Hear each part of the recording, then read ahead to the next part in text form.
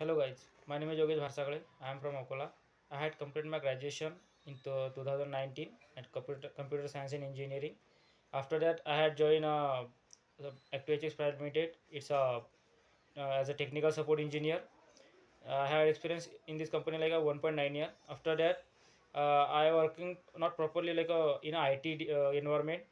So my dream is like a work in a proper IT professional. So I have faced some issues, and one was my friend who's tell me about the Evision techno. After that, I had joined this organization.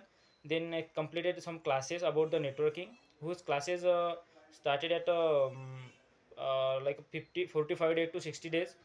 And I had completed this class. In this class, I had a knowledge about basic networking to the advanced networking.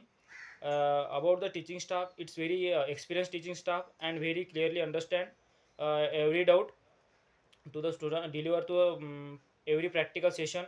It's teaching about the theoretically as well as practical. And after that complete this session, I had take some interview.